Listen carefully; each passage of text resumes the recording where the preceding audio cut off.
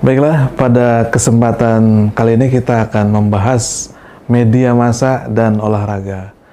Media massa dan olahraga sebenarnya saling menguntungkan hubungannya. Di satu sisi, media massa butuh olahraga untuk jadi bahan pemberitaan karena olahraga banyak penggemarnya. Misalnya televisi itu butuh siaran langsung olahraga sepak bola karena banyak sekali orang yang suka sepak bola. Bahkan orang yang tidak bisa sepak bola pun sebenarnya dia suka sepak bola. Akhirnya dia nonton televisi. Dan ini kan akan sangat menguntungkan bagi dia yang kemudian kan ratingnya akan jadi naik yang berimbas pada iklan. Nah, seperti itu. Olahraga juga butuh media massa karena media massa sebagai lembaga yang bisa menyiarkan secara langsung kepada seluruh penggemarnya di seluruh antero dunia. Bahkan misalnya kejuaraan Piala Dunia itu ditonton oleh miliaran orang di dunia. Oleh karena itu media massa perannya sangat penting. Nah, untuk melihat apa itu media massa itu bisa dibagi dua, media elektronik, media massa elektronik maksudnya, dan media massa cetak.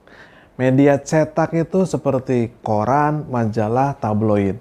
Sementara media elektronik seperti televisi, radio, dan internet. Nah, sekarang udah mulai bergeser. Sekarang orang lebih suka dengan media elektronik ketika pengen nonton pertandingan sepak bola misalnya. Karena media elektronik seperti televisi itu bisa menyiarkan secara langsung.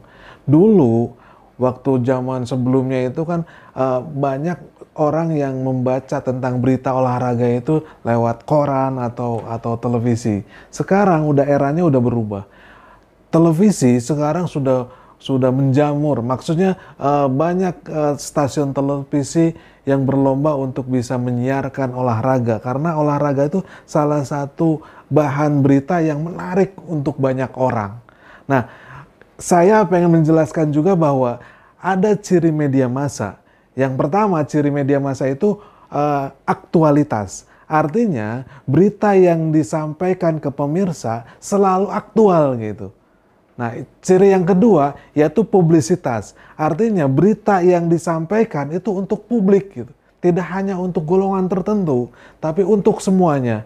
Nah, yang ketiga yaitu periodisitas. Kalau misalnya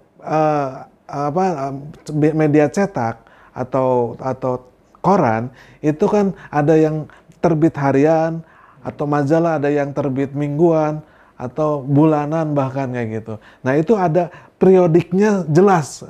Nah, yang terakhir itu universalitas. Universalitas itu semua berita yang dimuat di media massa itu untuk umum. Untuk umum, tidak hanya untuk golongan tertentu. Nah, ketika itu udah golongan tertentu, itu bukan media massa lagi, itu udah media internal.